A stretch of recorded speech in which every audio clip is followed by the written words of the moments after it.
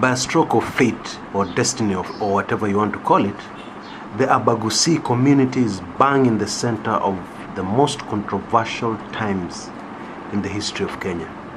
We have Interior CS Fred Matiang'i, who in the last couple of weeks has managed to chalk up quite a number of very negative accolades under his name.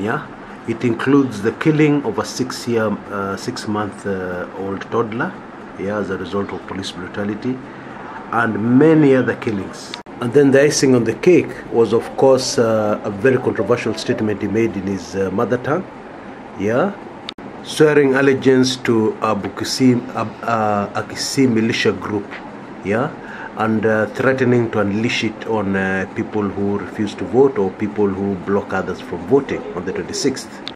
I will be very surprised if Bwana Matiang'i is not already aware of the immense attention he has attracted from global human rights organizations, so far, for what he has managed to achieve. I would be very surprised if he's not aware of that.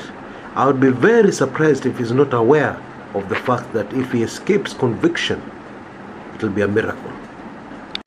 And I don't think there'll be the usual, when and if that happens, I don't think there'll be the usual tribal sympathies, because we have seen an attempt by Jubilee to campaign using his name fall flat on its face.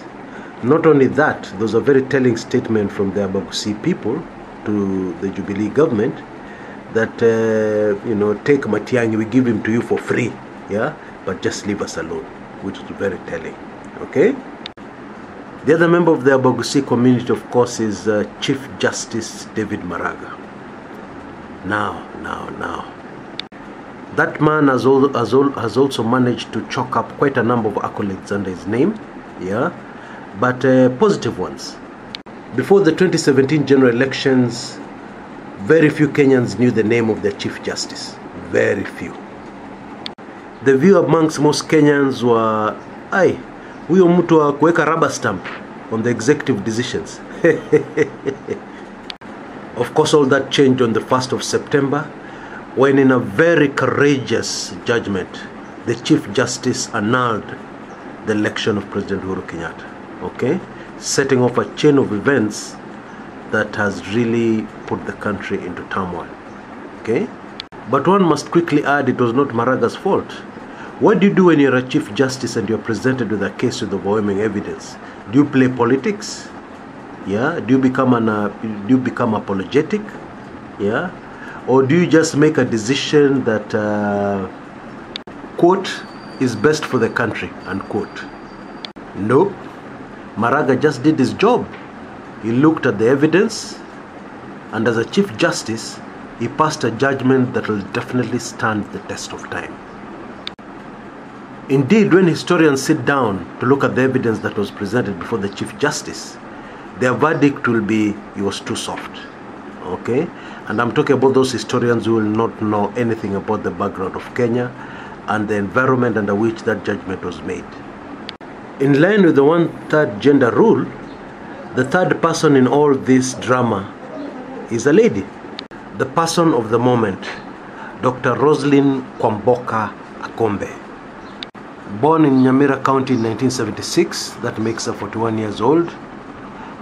Brought up in very humble background, Dr. Akombe quickly rose to be a very high achiever, Also not very well known, in fact actually also unknown, Even as commissioner of the IEBC, not many Kenyans knew about her. She was a spokesperson for the IEBC for quite a long time, but that did not stick on Kenyans' minds, But now, every Kenyan knows her. Dr. Akombe will definitely go down in history now as one of the heroines, of the fight for the third and final liberation of the nation called Kenya. Historians will note this was one very smart, intelligent lady. I find myself unable to resist the urge to throw a barb at all those tribalists. Those people who judge people according to their tribes. Here goes.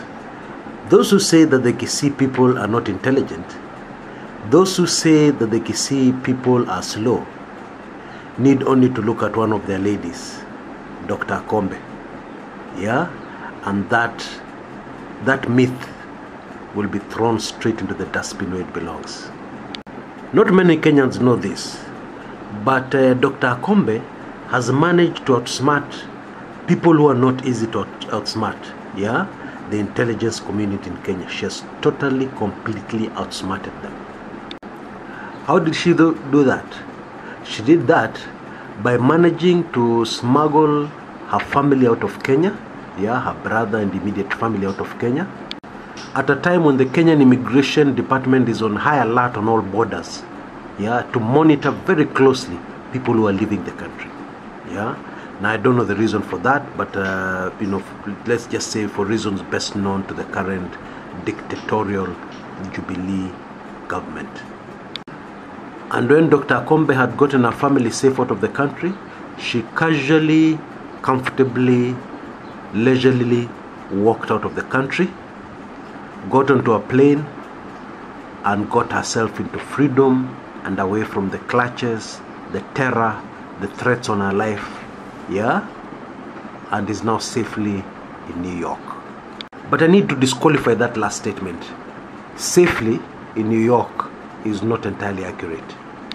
The reaction of the Jubilee government to Akombe's resignation in New York is very telling and very interesting.